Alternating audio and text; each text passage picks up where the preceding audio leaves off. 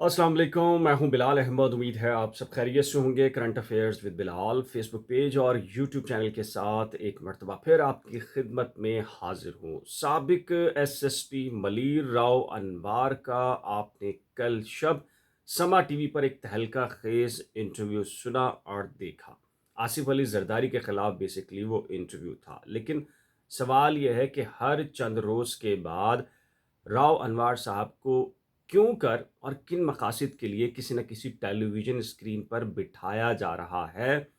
और उनसे कौन-कौन से काम लिए जाने हैं। निगरान सेटअप में कोशिश की जा रही थी कि उनको एक सरकारी अहम ओहदा दिया जाए, लेकिन अब कहा जा रहा है कि जो अगला सेटअप मुमकिना तौर पर आ सकता है, उसमें राव अनवार को सिंध में एक अहम ओहदा दिया जा सकता है और उनसे कुछ अहम काम लिए जाने हैं, कुछ अहम अमूर खिदमात सरअंजाम देनी है राव अनवार साहब ने। कराची ऑपरेशन फारूक दादा एमक्यूएम कारकुन से लेकर दर्जनों कारकुनों को जाली मुबैना तौर पर जो मुकाबले किए गए उसमें कत्ल करने का हमेशा से इल्ज़ाम राव अनवार पर रहा। इसके बाद जो तालिबान के नाम के ऊपर जो ऑपरेशन हुआ कराची के अंदर, उसमें जो हर हफ्ते के बाद एक खबर आया करती थी कि आज 4 मारे गए, आज 5 की फिगर है और आज 6 तालिबान मारे गए, दहशतगर्द मारे गए। और नकीबुल्लाह को कत्ल करने के बाद राव अनवार का जो किरदार है वो मरकज़ी सतह के ऊपर उभर कर सामने आया और मुतनाज़ रहा। चलें, आज इस सारे इश्यूज़ पे बात करते हैं और सबसे अहम इशू तो ये है कि ये मीडिया तक खबरें पहुँचती कैसे थीं कि राव अनवार ने आज 4 दहशतगर्दों को मार दिया, आज 5 दहशतगर्दों को मार दिया। मेरा ख़्याल है कि इस पर भी बात होनी चाहिए। बाकी सारे किरदार राव अनवार के हैं, वो सुप्रीम कोर्ट के अंदर मैं खुद वो रिपोर्ट देख चुका हूँ जिसमें 444 अफराद को जाली पुलिस मुकाबले में कत्ल करने से मुतल्लिक जो सनाउल्लाह अब्बासी थे उनकी रिपोर्ट थी, एडी ख्वाजा की रिपोर्ट थी और उन रिपोर्ट्स पर तो ज़ाहिर है कि आपके इल्म में ये सारी इन्फॉर्मेशन होंगी। लेकिन ये मीडिया तक इन्फॉर्मेशन कैसे पहुँचती थी कि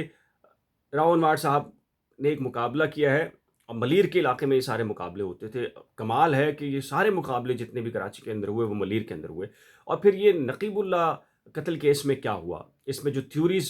घूमती हैं और वैसे तो दिलचस्प बल्कि अफ़सोसनाक है कि उस वक़्त के साबिक आर्मी चीफ़ जनरल बाजवा साहब ने नकीबुल्लाह के वालिद से मुलाकात करके कहा कि आपके साथ इंसाफ़ होगा और मैं यकीन दहानी कराता हूँ। लेकिन एक नामुनासिब सा वर्ड है, लेकिन आजकल कहा जा रहा है कि जी वो इंसाफ तो बढ़ गया। उस केस में फिर क्या हुआ, फिर सबको पता है और क्या होगा और आगे तक आला अदालतों तो राव अनवार साहब और तमाम के तमाम यहाँ पर भी एक मरवत हैं इस केस के अंदर भी, ख़ासी वो तफ़सील हो जाएगी। ख़ैर, वो सारे के सारे बरी होने हैं और वो इंसाफ को कहते हैं कि जी बढ़ गया इंसाफ वो वाला। ये जो फारूक दादा और एमक्यूएम ऑपरेशन रहा, इसकी हिस्ट्री तो आप सुन चुके हैं। लेकिन ये जो तालिबान के ख़िलाफ़ ऑपरेशन हुआ और इसमें जो लोग मारे गए, कत्ल किए गए जाली पुलिस मुकाबलों में, राव अनवार के पास तो बराह रास्त ये लोग नहीं हुआ करते थे। राव अनवार ज़ाहिर है कि जिनके कहने पर राव अनवार साहब ने ये इंटरव्यू दिया है कल समा का, और आसिफ अली ज़रदारी के ख़िलाफ़ मैं बहुत पहले से कह चुका हूँ कि माइनस पीपल्स पार्टी फार्मूला है और उसके अंदर पूरा मंसूबा बनाया गया है। तो राव अनवार एक अहम किरदार हैं, इसके अलावा भी कई किरदार आने हैं। ये हुआ करता था कि जी वो ज़माना जब हर हफ्ते आप टेलीविज़न स्क्रीन पर देखा करते थे कि जी 4, 5, 6 दहशतगर्द मारे गए हैं। लेकिन दिलचस्प कहानी ये है कि ये मीडिया तक कैसे इन्फॉर्मेशन आया करती थी, इस पर बात करते हैं। ज़ाहिर है कि बतौर सहाफ़ी अब उन सारे दोस्तों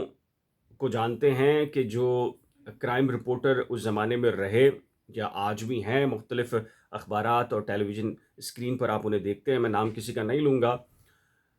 उन्हें राव अनवार की अगर शाम, और आम तौर पे ये मुकाबला शाम के वक़्त हुआ करता था, 4 बजे, 5 बजे या 6-7 बजे या मग़रिब, असर और मग़रिब के दरमियान कुछ अंधेरा हो, इस तरह की सिचुएशन बनाई जाती थी। और राव अनवार साहब खुद उन हमारी जो ज़ुबान में या हमारे जो लोग एक लफ्ज़ इस्तेमाल करते थे कि राव अनवार के चहेते सहाफ़ी, उन 4-5 सहाफ़ियों को राव अनवार साहब टेक्स्ट करते थे कि जो मलीर का इलाका है सुपर हाईवे, ज़ाहिर है कि सुनसान इलाका है, तो वहाँ एक ख़ास वक़्त दिया जाता था उनको कि इस वक़्त पर आपने आना है। और کہنے کا طریقہ کار یہی ہوتا تھا، سلام دعا کے بعد کیا کر رہے ہو، اچھا کیمرہ لو اور فلاں ٹائم پر فلاں مقام پر آ جاؤ۔ اور جو کرائم رپورٹر ہوا کرتا تھا وہ جب کیمرہ مانگتا تھا تو وہ بھی یہ کہتا تھا کہ آج بڑی خبر آ رہی ہے، میں آپ کو صحیح بتا رہا ہوں۔ اور یہ بات کہنی نہیں چاہیے، جو ٹیلی ویژن کے اوپر یا ٹیلی ویژن سٹاف ہوتا ہے ہمارا، رپورٹنگ کا صحافی ہوتے ہیں، وہ بھی اس وقت یہ پوچھتے تھے کہ اچھا کتنی فگر ہوگی، یعنی ان کو بھی پتا تھا کہ اگر یہ کیمرہ مانگ رہا ہے اور یہ نہیں بتا رہا کہ اسائنمنٹ کیا ہے تو اس کا مطلب یہ ہے کہ کسی خفیہ منصوبے کے اوپر ہے۔ تو بسا اوقات یہ کہتے تھے کہ اچھا 4 ماریں گے، 6 ہوگی، 6 کی فگر ہوگی، 8 کی فگر ہوگی، کتنے کی ہوگی؟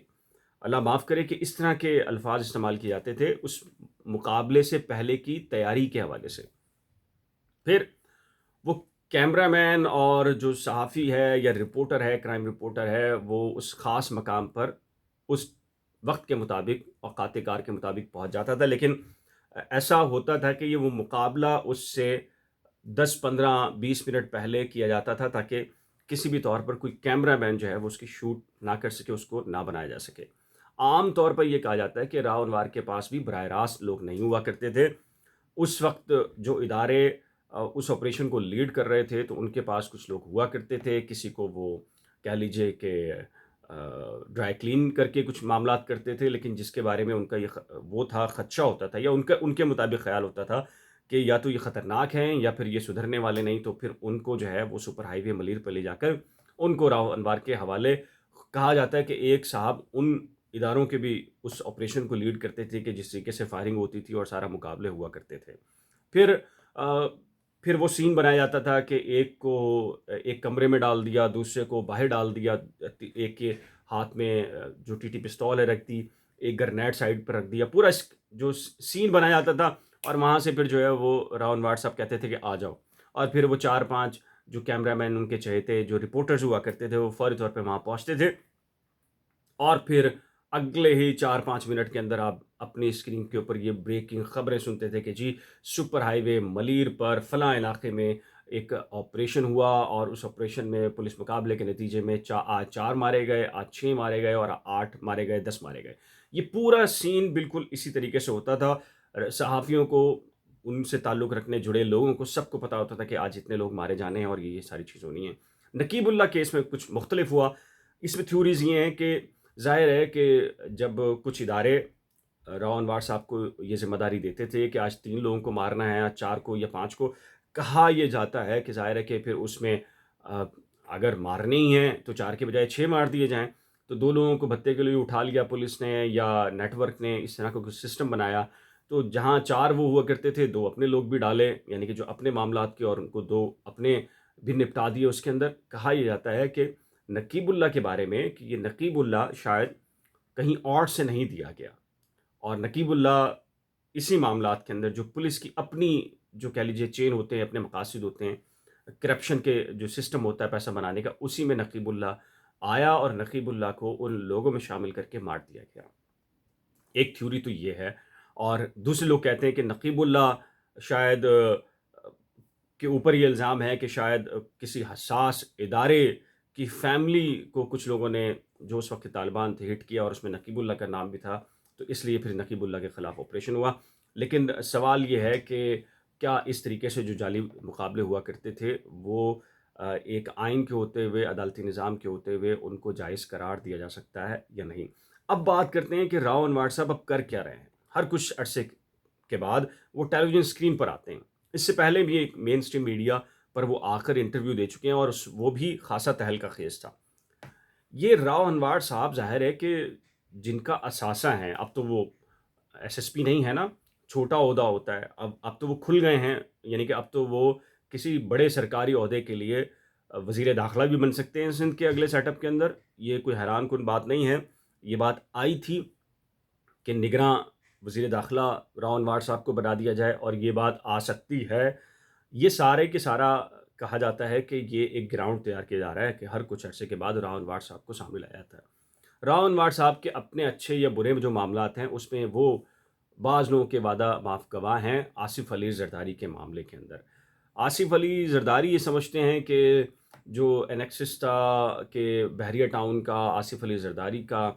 اور راؤ انوار ان کے لیے کام کرتا رہا، لیکن بیسکلی راؤ انوار کسی اور کا اچھا بچہ تھا۔ آصف علی زرداری کے معاملات کے حوالے سے جو ہے وہ کچھ کام اگر فرائض سر انجام دیتا رہا، زمینوں پر قبضے، گوٹوں کو ختم کرانا، وہاں قتل عام کرنا، یہ ایک الگ معاملہ ہے، لیکن راؤ انوار جن کے لیے کام کرتا رہا اور جن کا اچھا بچہ تھا، انہوں نے پھر اب راؤ انوار کو میدان پر اتارنے کا فیصلہ کیا ہے۔ ظاہر ہے کہ اس کی پرائز تو کچھ ہوگی، اور پرائز یہی ہے کہ راؤ انوار اپنے ایک محسن کے بارے میں کچھ حقائق بیان کریں گے۔ ایان علی کا آپ نے سن لیا ہے، پھر اس کے بعد آصف علی زرداری کیا کرتے رہے، کتنے ارب روپے باہر منتقل ہوئے۔ سوال تو یہ ہے کہ راؤ انوار صاحب کی اپنی فیملی اس وقت بیرون ملک ہے، ایک ایس ایس پی کی پوری فیملی اعلیٰ تعلیم یافتہ لگژری لائف کس طرح گزار رہی ہے، یا اس طرح کے جو پولیس آفیسرز ہیں ان کی فیملیز انتہائی لگژری لائفز کس طرح گزار رہی ہیں بیرون ملک، یہ خود ایک سوال پیدا ہوتا ہے۔ لیکن چونکہ ظاہر بات ہے ہر ایک کا وقت ہوتا ہے، ہر ایک کو استعمال کرنا ہوتا ہے، جن کے لیے جو بھی کام کرتا ہے وہ کبھی نہ کبھی تو کوئی کام لیتے ہیں۔ اطلاع یہ ہے کہ جی آصف علی زرداری کے بارے میں جو اداروں نے یہ طے کیا تھا کہ ان کو سندھ سے بالکل مائنس کرنا ہے، اور اس میں سیاسی طور کے اوپر الگ گراؤنڈ ہے، نون لیگ آ رہی ہے، مریم نواز متوقع ہے اگلے ہفتے کراچی کے اندر اور اندرون سندھ کے دوروں کے اوپر، اور تو پھر اب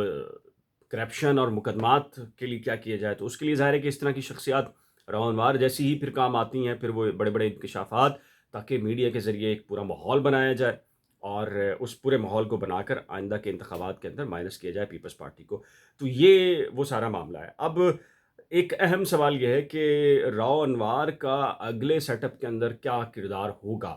جو اطلاعات ہیں کہ نگراں تو نہیں بن سکے وہ، تو ان کو اب وزیر داخلہ بنایا جا سکتا ہے۔ کچھ بڑے کام لیے جانے ہیں راؤ انوار سے، خاص کر جو کراچی کے اندر ابھی بھی بہت سارے سپر ہائی وے کے اوپر بڑے ٹارگیٹس ہیں، بڑے اہداف ہیں، اور کہا جاتا ہے کہ ان اہداف کو راؤ انوار ہی اس کی سپرویژن کر سکتا ہے۔ وہ ایک اچھا سپروائزر ہو سکتا ہے، اس پورے مانیٹر کر سکتا ہے اس پورے معاملے کو، آپریشن کو، جو کہ کچھ لوگوں کے نزدیک بہت امپورٹنٹ ہے۔ لیکن سوال یہ ہے کہ کیا اگلی جو حکومت کے اندر اگر ایم کیو ایم آتی ہے، ایم کیو ایم سے مراد ہے ایم کیو ایم پاکستان جو اسکرپٹ کے مطابق ہے، تو کیا راؤ انوار جو کچھ کراچی آپریشن میں ایم کیو ایم کے لوگوں کے ساتھ، کارکنان کے ساتھ، ورکرز کے ساتھ کر چکا ہے، تو کیا ایم کیو ایم معاف کر دے گی، صرف نظر کرے گی؟ یہ ایک اہم سوال ہے۔ تو ایک سے دو اور بڑی انفارمیشن ہیں۔ آج سید مصطفیٰ قبال صاحب نے پریس کانفرنس کی ہے، راؤ انوار صاحب کا نام نہیں لیا، سابق ایکس ایس ایس پی کر کے بات کی ہے، اس پر بھی بات کرتے ہیں، لیکن ایک طویل ہو سکتا ہے کہ یہ ولاگ ہو جائے، تو اگلے جو ولاگ کے اندر یا لائیو سیشن کے اندر اس پر تفصیل کے ساتھ مزید بات کریں گے کہ یہ سیاسی جو منظرنامہ ہے اس پہ کس کو کتنا کمپرومائز کرنا پڑ رہا ہے اور کتنا کمپرومائز مزید کرنا پڑے گا۔ تو ایک نئے ولاگ یا لائیو سیشن کے ساتھ جلد ملیں گے، لیکن جانے سے پہلے ریکویسٹ ہے کہ اگر آپ کی کوئی رائے ہو، تجویز ہو، یا آپ کوئی معلومات چاہتے ہوں تو نیچے دیے گئے کمنٹ سیکشن میں اپنی قیمتی رائے کا اظہار ضرور کیجیے گا۔ ایک نئے ولاگ کے ساتھ جلد ملیں گے، لیکن جانے سے پہلے ریکویسٹ ہے کہ اگر آپ نے current affairs with Bilal Facebook page یا یوٹیوب چینل کو لائک، سبسکرائب، فالو نہیں کیا تو کرنا مت بھولیے گا۔ خدا حافظ۔